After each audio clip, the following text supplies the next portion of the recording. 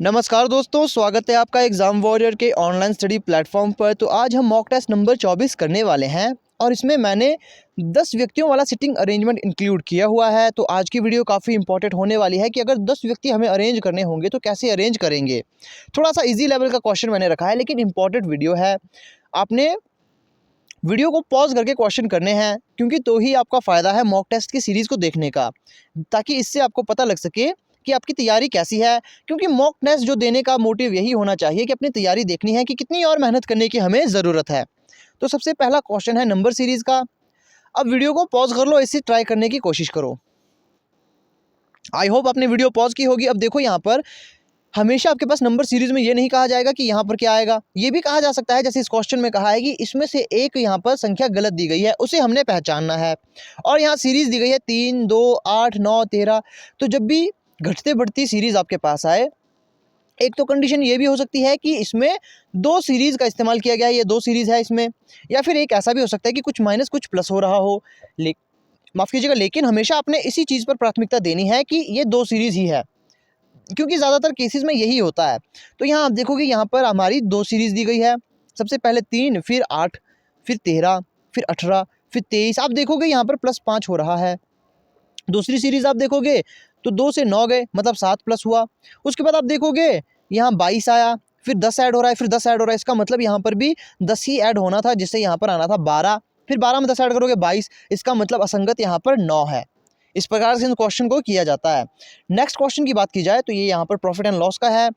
यहाँ कहा गया है कि एक दुकानदार 600 रुपये में 10 किलोग्राम चावल खरीदता है और इसे 2 किलोग्राम चावल के विक्रय मूल्य के बराबर हानि पर बेच देता है।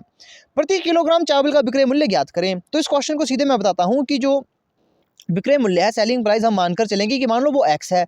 और यहाँ कहा गया है कि प्रति किलो जो चावल है उसका विक्रय मूल्य हम एक्स मानकर चलेंगे कि हानि कही गई 2 किलोग्राम चावल के बराबर विक्रय मूल्य हमने एक्स माना है, तो 2x यहाँ पर आ जाएगा, है ना। 2x के बराबर हमने लॉस मान लिया। अब यहाँ पर हम ज्ञात करेंगे क्या कि यहाँ कहा गया है, देखो 2x तो हमें लॉस हुआ है, लेकिन लॉस किस में हुआ है? हमने 600 रुपये के चावल खरीदे थे 10 किलोग्राम, है ना। और हमने इसे एक्स जो कीमत है उस पर बेच दिया, क्योंकि हमने सेलिंग प्राइस एक्स मानी है यहाँ पर। तो बस इसे अब यहाँ पर हमने सॉल्व करना है। आप जानते हो ये माइनस का है, तो यहाँ जाके ये प्लस का हो जाएगा, तो ये 12x आ जाएगा, बराबर है 600।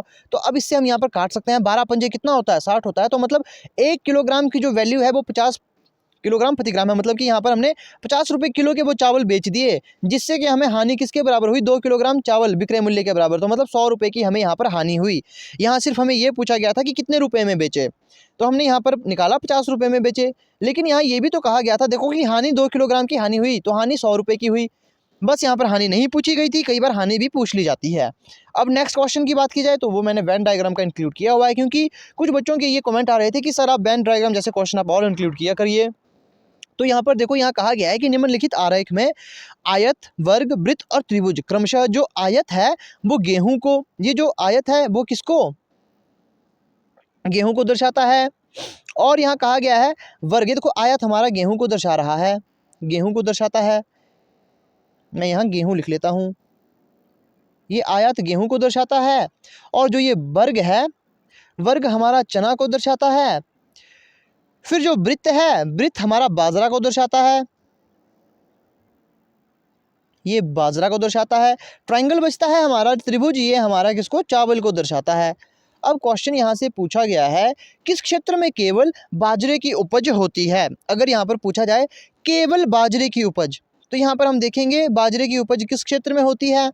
तो बाजरे का हमारे पास ये सर्कल दिया गया है, तो हमने सिर्फ वो देखना है जिसमें ना तो ये ट्राइंगल आ रहा हो, ना ही ये स्क्वायर आ रहा हो, और ना ही ये रेक्टेंगल आ रहा हो। तो ऐसी संख्या हमारे पास बचकर आ रही है 3, तो 3 यहाँ पर आंसर होगा हमारा। अब मान लो आपसे यहाँ पर इस प्रकार का क्वेश्चन पूछ लिया जाता कि आपने बताना है,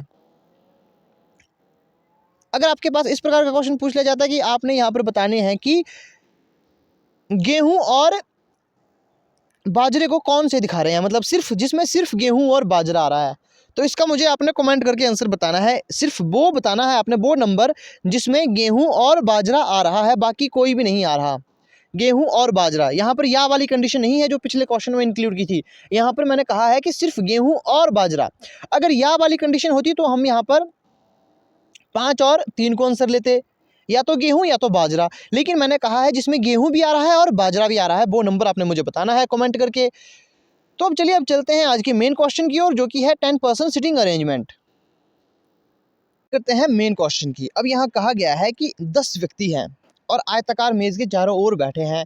अब एक चीज़ मैं आपको यहाँ बताना चाहता हूँ कि 10 व्यक्ति जब भी आए आपने अरेंज कैसे करने हैं। लाइन में तो आपको पता है सीधे आप 10 व्यक्ति अरेंज कर लोगे, डबल लाइन में आप 5 ऊपर 5 नीचे अरेंज कर लोगे, सर्कल में कैसे आप 10 व्यक्ति बैठाओगे। तो सर्कल में सबसे पहले हमने वैसे ही 10 व्यक्ति बैठाने हैं, जैसे 1 2 3 4 5 6 7 8, यहाँ तक तो हम सब जानते हैं। अब यहाँ पर आपने देखना है, या तो क्वेश्चन में ही कहा गया होगा कि वो यहाँ पर आएगा, मतलब 2 व्यक्ति कहाँ आएंगे। तो या तो आप ऐसे कर सकते हो, क्वेश्चन में नहीं दिया गया होता है वैसे अक्सर क्वेश्चन में, तो हिंट में नहीं दिया गया होता है कि व्यक्ति 10 आपने कैसे अरेंज करना है, तो आप ऐसे अरेंज करोगे। जैसे आप 8 बिठाते हो वैसे 8 बिठा लिए, फिर बीच में जहाँ पर एक व्यक्ति बिठाए उसकी सीट में दूसरा बिठा लो, तो कहीं पर भी आप 10 व्यक्ति बैठा सकते हो। 7 व्यक्ति पूछा गया होता तो एक कम कर दो, 7 व्यक्ति बैठ गए, मतलब 6 तो आपने बिल्कुल अपोजिट बिठाने हैं एक दूसरे के, और एक जो व्यक्ति बचा है उसे आप कहीं भी बिठा सकते हो, लेकिन आपने सीक्वेंस में ही बैठाना है। अब बात करते हैं यहाँ पर स्क्वायर और रेक्टेंगल की, कि 10 व्यक्ति कैसे बैठाएंगे। तो यहाँ पहले क्वेश्चन को पढ़ते हैं। यहाँ कहा गया है कि 10 व्यक्ति ABCDEFGHI और J एक आयताकार मेज के चारों ओर बैठे हैं जिसमें 10 सीट है, लेकिन ज़रूरी नहीं कि वो एक ही क्रम में हो। सभी टेबल के बाहर का सामना कर रहे हैं, मतलब वो कहाँ देख रहे हैं, टेबल के बाहर का सामना कर रहे हैं, मतलब टेबल के बाहर देख रहे हैं। 2 व्यक्ति प्रत्येक को मेज़ के लंबे किनारे पर, मतलब जो लंबा किनारा होगा वहाँ पर 2 व्यक्ति आएंगे, और एक व्यक्ति छोटी तरफ 4 व्यक्ति मेज़ के कोनों पर बैठे हैं। ठीक है, ये हमारा क्वेश्चन यहाँ से सॉल्व हो चुका है। अब यहाँ पर देखो, यहाँ पर हमने एक रेक्टेंगल बनाना है, तो रेक्टेंगल हम यहाँ पर बना लेते हैं। ये हमारा मान लो बन चुका। तो यहाँ पर हम क्या करेंगे कि पहले हमने एक व्यक्ति 2 व्यक्ति, एक व्यक्ति 2 व्यक्ति, ये हमारे कितने आ गए, 4 व्यक्ति। यहाँ पर यहाँ कहा गया है लंबे तरफ पर 2 व्यक्ति, छोटे कोनों पर एक एक व्यक्ति, है ना, एक एक व्यक्ति हमने बैठा लिए। तो कुल कितने व्यक्ति बैठे, ये तो 1 2 3 4 5 6 7 8 9 10, तो 10 व्यक्ति हमने बैठा लिए। अब वो देख कहाँ रहे हैं, तो वो देख रहे हैं टेबल के बाहर का सामना कर रहे हैं। अगर आप इंग्लिश में यहाँ देखोगे तो यहाँ कहा गया है all they are facing outside the table, तो मतलब टेबल के बाहर ये देख रहे हैं। तो ये हमारा केंद्र है, ये टेबल के बाहर देख रहे हैं। ठीक है, ये हमने याद रखना है। अब यहाँ कहा गया है कि 2 व्यक्ति प्रत्येक मेज के किनारे पर बैठे हैं, और यहाँ कहा गया है कि F जो कोने पर बैठा है, F जो कोने पर बैठा है, इसका मतलब F हमारा यहाँ कोने पर आएगा। क्वेश्चन हम यहाँ से ही स्टार्ट करते हैं। F कोने पर आया है, बस C और E के बीच में बैठा है, वो C और E के बीच में बैठा है। अब एक कंडीशन तो ऐसी हो सकती है, जैसे ये F है, C और E ऐसे आ गया। एक कंडीशन ऐसी हो सकती है कि इस प्रकार से बैठा हो, तो मतलब यहाँ 2 पॉसिबिलिटी वाला केस बन रहा है। पहले में हम मानकर चलेंगे कि E हमारा यहाँ है, C यहाँ है। अब दूसरी कंडीशन में भी हमें ये मानना पड़ेगा। दूसरी कंडीशन में हम ये मानेंगे, पहले 10 व्यक्ति बैठा लेते हैं।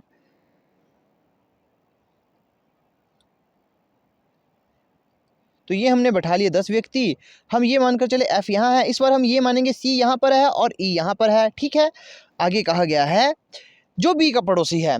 अब ये चीज़ें मैंने आपको पहले करवाई थी कि कुछ इंपॉर्टेंट लाइंस होती है, जैसे जो हो गया, तथा, और, किंतु, परंतु, इसका मतलब क्या होता है। जब तक आपको ये मतलब नहीं पता होंगे आप क्वेश्चन को करने में असमर्थ रहोगे, या फिर आप क्वेश्चन गलत कर दोगे।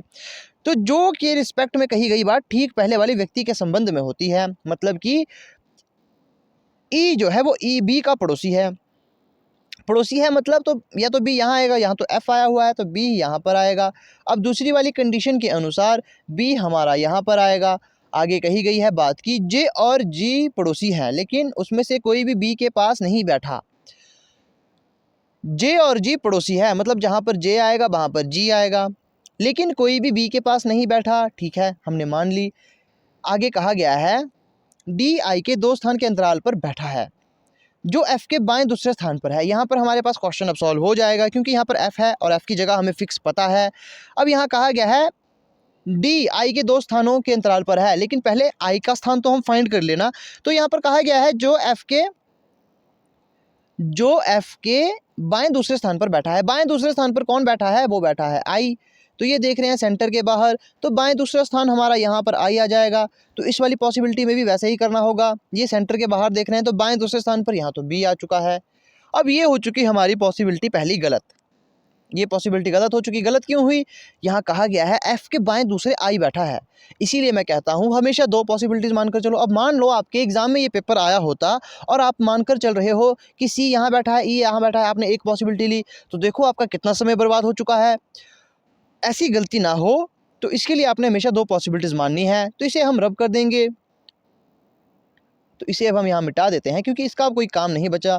अब ये क्वेश्चन हमारा मेन है, आई को हमने बैठा लिया, लेकिन आई के संबंध में यहाँ पर एक बात कही गई थी कि डी आई के दो स्थान के अंतराल पर बैठा है। जो डी है वो आई के दो स्थान के अंतरालों पर बैठा है। तो इस प्रकार से दो स्थान का अंतराल 1 2, तो यहाँ पर डी आ सकता है, लेकिन यहाँ डी नहीं आएगा। क्यों नहीं आएगा? क्योंकि यहाँ तो ई बैठा है।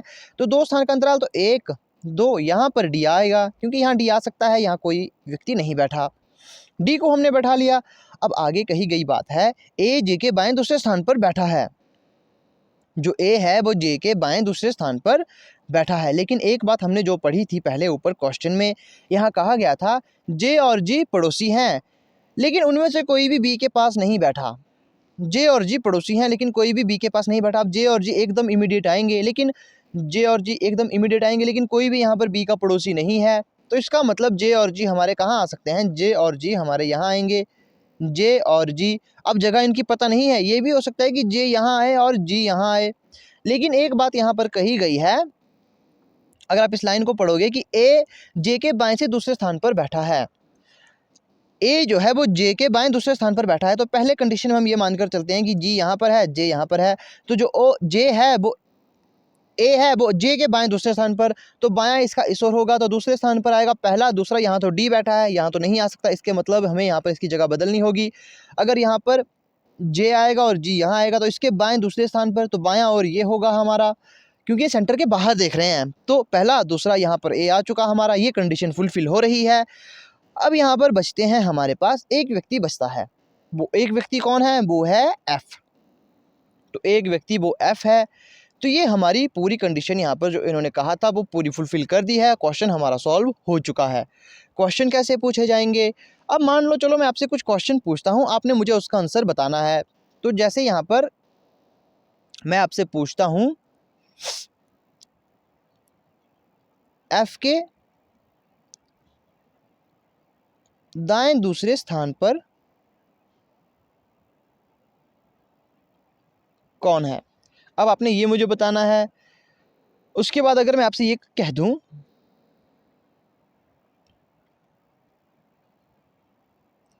अब यहाँ पर दिशा वाला क्वेश्चन तो बनेगा नहीं, क्योंकि ये एक ही दिशा की ओर देख रहे हैं, तो ज़्यादा टिपिकल यहाँ पर क्वेश्चन नहीं आएगा। तो क्वेश्चन काफ़ी आसान होते हैं, तो उसमें ज़्यादा समय बर्बाद नहीं करूँगा।